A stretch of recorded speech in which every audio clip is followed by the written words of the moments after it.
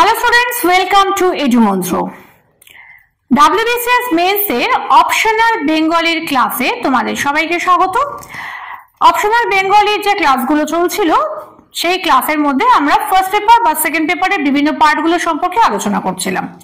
আজকে আমাদের যে বিষয়টা আছে সেটা হচ্ছে গোবিন্দ দাস কবিরাজ, অর্থাৎ তোমরা বুঝতেই পারছো যে ফার্স্ট পেপারের ফার্স্ট পার্ট নয়, সেকেন্ড পার্টটাতে যে সাহিত্যের ইতিহাসের যে পোর্শনটা আছে এই পোর্শনের বৈষ্ণব পদাবলীর যে অংশটা সেই অংশটা নিয়ে আমরা আলোচনা করছি। আমাদের আজকের বিষয় হচ্ছে গোবিন্দ দাস কবিরাজ। বৈষ্ণব পদাবলী নিয়ে আরো বিভিন্ন পদকর্তা সম্পর্কে আমাদের যে আলোচনাগুলো আছে সেগুলো বিভিন্ন ভিডিওতে আমি আলোচনা করেছি, স্ক্রল করে দেখে নিতে পারো। তো আজকে আমাদের বিষয় কিন্তু গোবিন্দ দাস কবিরাজ। চৈতন্যোত্তর পদাবলী সাহিত্যের সর্বশ্রেষ্ঠ কবি হলেন গোবিন্দ দাস কবিরাজ। সংস্কৃত অলঙ্কার শাস্ত্রে এবং বৈষ্ণবীয় দর্শনে সুপণ্ডিত গোবিন্দ দাস বিধিদত্ত কবি প্রতিভার সাহায্যে ছন্দ সঙ্গীতের বাণী শিল্পে যে অপূর্ব সৌন্দর্যের জগৎ সৃষ্টি করেছেন সেই ক্ষেত্রে তিনি কিন্তু জয়দেব বিদ্যাপতি ভারতচন্দ্রের সমগোত্রীয়। অর্থাৎ পদাবলী সাহিত্যের ক্ষেত্রে আমরা দেখব যে গোবিন্দ দাস কবিরাজের নাম কিন্তু সর্বাগ্রগণ্য এবং তার যে পদাবলী সাহিত্য সেই সংস্কৃত অলঙ্কার শাস্ত্র এবং বৈষ্ণবীয় দর্শনে সুপণ্ডিত গোবিন্দ দাস বিধিদত্ত মানে ঈশ্বর প্রদত্ত কবি প্রতিভার সাহায্যে ছন্দ সঙ্গীতের বাণী শিল্পে, এই জায়গাটা নিশ্চয়ই ক্লিয়ার হয়নি। তো যে সময় আলোচনা করছি আমরা বৈষ্ণব পদাবলী, এই সময় কিন্তু গদ্য সাহিত্য সৃষ্টি হয়নি। গদ্য সাহিত্য একান্তই আধুনিক কালের রচনা। অতএব সেই সময় যা কিছু হতো সেটা পুরোটাই কিন্তু হতো আমাদের যে গান গেয়ে অথবা কবিতার কাব্যিক ছন্দে। অতএব সব গানের সবকিছুর মধ্যে একটা কাব্য ছায়া ছিল এবং সঙ্গীতের একটা ভাবনা ছিল। তো সেই কারণেই যে দেখো ছন্দ সঙ্গীতের বাণী শিল্পে যে অপূর্ব সৌন্দর্যের জগৎ সৃষ্টি করেছেন সেই ক্ষেত্রে তিনি জয়দেব বিদ্যাপতি ভারতচন্দ্রের কিন্তু সমগোত্রীয়। বিদ্যাপতি গোবিন্দ দাস কবিরাজের কিন্তু আমরা একটা কবি পরিচয় পাই, যেহেতু তিনি বৈষ্ণব পদাবলী এবং সাহিত্যের শ্রদ্ধা আসনে প্রতিষ্ঠিত ছিলেন বলে তার জীবন সম্বন্ধে বেশ কিছু তথ্য আমরা সংগ্রহ করতে পেরেছি। গোবিন্দ দাস 1600 শতাব্দীর 3-4 দশকের মধ্যে জন্মগ্রহণ করেন, অর্থাৎ 1600 শতাব্দীর ভিতরে 1600 থেকে 1700 এই যে টাইম পিরিয়ডটা এর মধ্যে 3-4 দশকের মধ্যে তিনি জন্মগ্রহণ করেছিলেন এবং প্রথম জীবনে তিনি মাতামহ অর্থাৎ মাতামহ মানে তার মায়ের পিতা অর্থাৎ মামার বাড়ির যে দাদু আর কি, মাতামহর আদর্শে শাক্ত হয়েছিলেন। পরবর্তীকালে বৈষ্ণব মত গ্রহণ করে প্রসিদ্ধ বৈষ্ণবাচার্য শ্রীনিবাস আচার্যের শিষ্যত্ব গ্রহণ করেছিলেন। তার পিতার নাম চিরঞ্জীব সেন, মাতা সুনন্দা দেবী। কবিরা জাতিতে বৈদ্য ছিলেন। কবির আদিনিবাস ছিল কুমারনগরে, কিন্তু জন্মগ্রহণ করেছিলেন কাটোয়া শ্রীখণ্ডে মাতুলালয়। আনুমানিক 17 শতাব্দীর মাঝামাঝি কবির তিরোধান ঘটে। সাধারণভাবে আমরা যেটা দেখি সেটা হচ্ছে যে বৈষ্ণব পদাবলীর বিভিন্ন পদকর্তাদের পরিচয় সেভাবে কিন্তু আমরা পাই না, কিন্তু গোবিন্দ দাস কবিরাজের ক্ষেত্রে ব্যাপারটা অন্যরকম। গোবিন্দ দাস কবিরাজের ক্ষেত্রে আমরা দেখব যে তার কিন্তু বেশ কিছু কবি পরিচয় বা তার সম্পর্কে বেশ কিছু তথ্য জানা যায়। এরপরে আমরা যেটা আসবো সেটা হচ্ছে গোবিন্দ দাসের কাব্য বৈশিষ্ট্য নিয়ে। গোবিন্দ দাস ভক্ত সাধক রূপদক্ষ কবি, এটা হচ্ছে গোবিন্দ দাসের মূল বৈশিষ্ট্য। ভক্ত সাধক রূপদক্ষ কবি, ভক্তিভাবের নিষ্ঠা ও ঐকান্তিকতা এবং কাব্যিক মনন উৎকর্ষ তাকে কালজয়ী কবিত্বের স্বর্ণ মুকুট পরিয়ে দিয়েছে।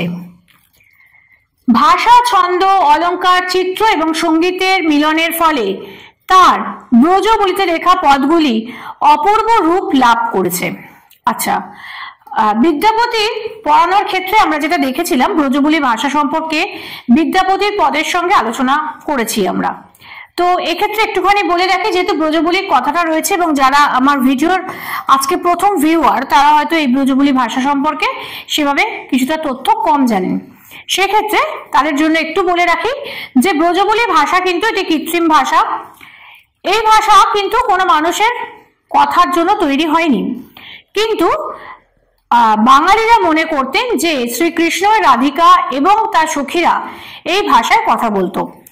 এর সূত্রপাত হয়েছে কিভাবে বলি, সেটা হচ্ছে যে বিদ্যাপতি তার যে পদগুলি রচনা করেছিলেন তিনি সংস্কৃত, মৈথিলি এবং অবহট্ট ভাষায় রচনা করেছিলেন। পরবর্তী ক্ষেত্রে আসাম, বাংলা, উড়িষ্যা এইসব জায়গার ছাত্ররা যখন বিদ্যাপতির পদকে মুখে করে, মানে অর্থাৎ তাদের শ্রবণ শক্তির উপর ভরসা করে তারা যখন নিজ দেশে পদার্পণ করলেন, তখন সেই ভাষাটির মধ্যে আঞ্চলিক ভাষার অনুপ্রবেশ ঘটল এবং আঞ্চলিক ভাষার অনুপ্রবেশ ঘটার ফলে সেই ভাষাটিতে কৃত্রিম ভাষার রূপ নিল, যাকে আমরা ব্রজবুলি ভাষা বলে অভিহিত করতে পারি। তো গোবিন্দ দাসের যে ভাষা, গোবিন্দ দাস তো আরো অনেক পরবর্তীকালের কবি, অর্থাৎ বিদ্যাপতি হলেন চৈতন্য পূর্বযুগের কবি আর আমাদের গোবিন্দ দাস হলেন চৈতন্য পরবর্তী যুগের কবি। তো সেই চৈতন্য পরবর্তী যুগের যেহেতু কবি আমাদের গোবিন্দ দাস, সুতরাং আমরা দেখব যে গোবিন্দ দাস কিন্তু জেনে বুঝে তার পদের মধ্যে ব্রজবুলি ভাষা ব্যবহার করেছেন এবং সেই ব্রজবুলি ভাষায় ব্যবহৃত যে তার যে পদগুলি সেগুলো ভাষা, ছন্দ, অলঙ্কার, চিত্র ও সঙ্গীতের মিলনের ফলে তার যে পদগুলি সেগুলো অপূর্ব শ্রী লাভ করেছে। ক্লাসের মাঝে চলে আসি।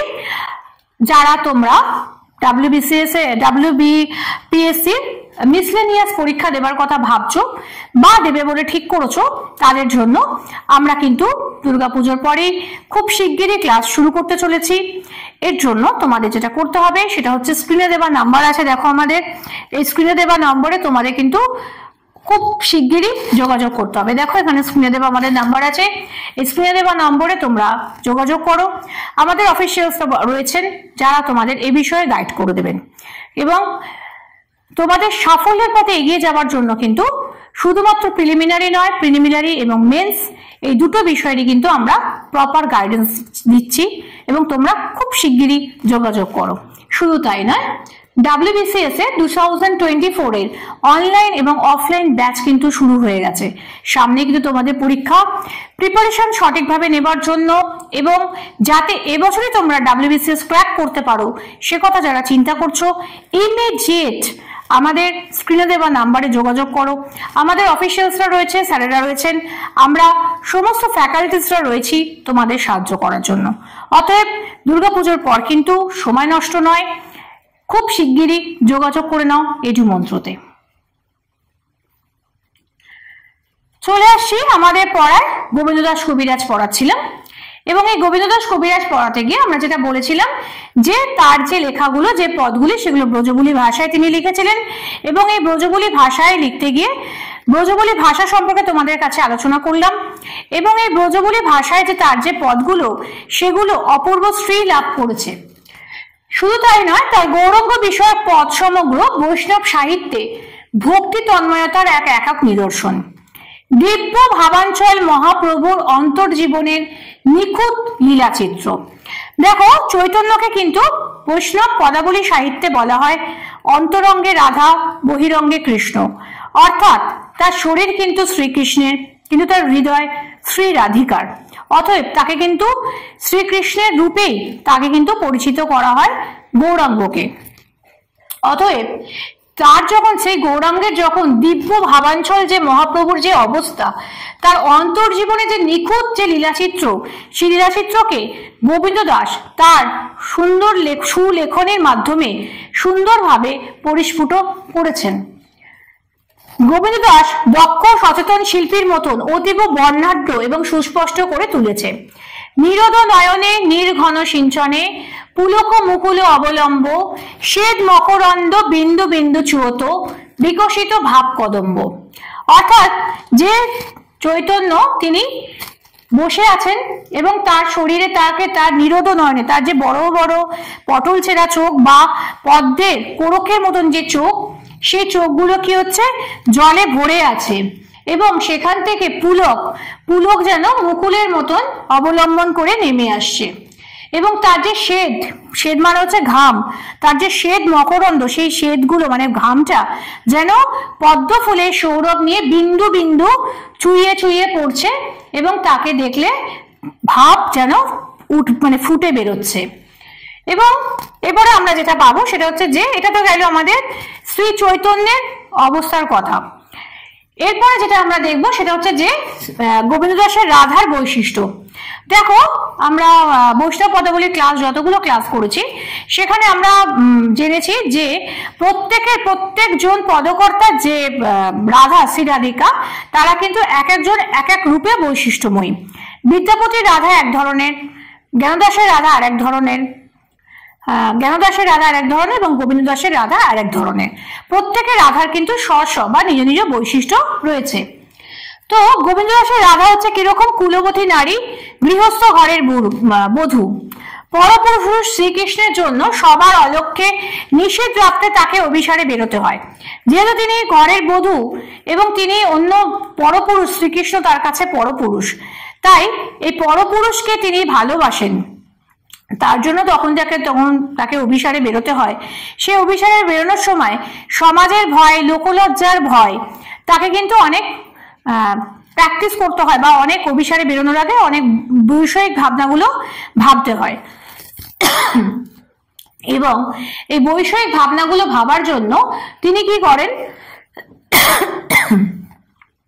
এই অভিসার যাত্রায় সাপ, ঝড়, বৃষ্টি, অন্ধকার পথ সবকিছুকে তুচ্ছ করে তাকে অগ্রসর হতে হয়। তাই জন্য শ্রী রাধিকা রাত জেগে দুস্থ সাধনায় রত। তিনি কি করেছেন? কণ্টক গাড়ি, কমল সম পদতল, মঞ্জির চিরহি ঝাঁপি, গাগড়ি বাড়ি, ধাড়ি করি পিছল, চালাতহি আঙ্গুলি চাপি।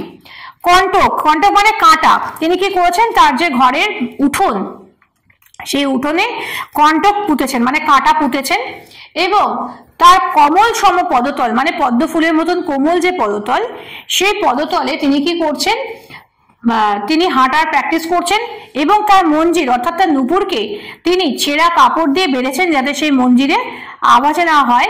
এবং শুধু তাই না, যেহেতু তাকে বর্ষাকালেও যেতে হবে, যে সাপ, ঝড়, বৃষ্টি, অন্ধকার পথ, সে কারণে তিনি কি করেছেন? গাগড়ি মানে হচ্ছে ঘড়া ঘড়া জল ঢেলেছেন, দিয়ে সেই উঠোনকে পিছল করে দিয়েছেন যাতে চলতহি অঙ্গুলি চাপি মানে আঙুল চেপে চেপে যাওয়া অভ্যাস করছেন। ঠিক আছে?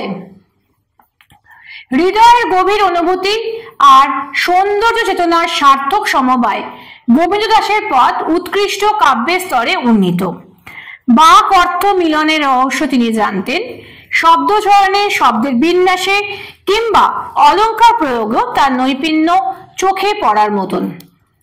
অর্থাৎ দেখো, গোবিন্দ দাস জানতেন যে তিনি কি কথা বলতে চাইছেন, অর্থাৎ সেই কথাটা, যে কথাটা তিনি বলতে চাইছেন, হৃদয়ের যে গভীর ভাবনাটা তিনি পাঠকের কাছে তুলে ধরতে চাইছেন, সেই কথাগুলিকে তিনি কিন্তু খুব সুন্দরভাবে শব্দ চয়নে, ছন্দের বিন্যাসে কিংবা অলঙ্কার প্রয়োগ করে সেই কথাগুলিকে তিনি বলেছেন। এবং মানব হৃদয়ের রহস্য সম্পর্কে তিনি কিন্তু সচেতন ছিলেন।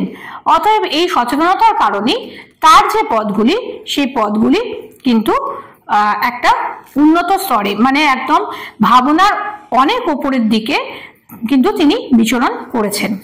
এই ছিল আজকের আমাদের বিষয়।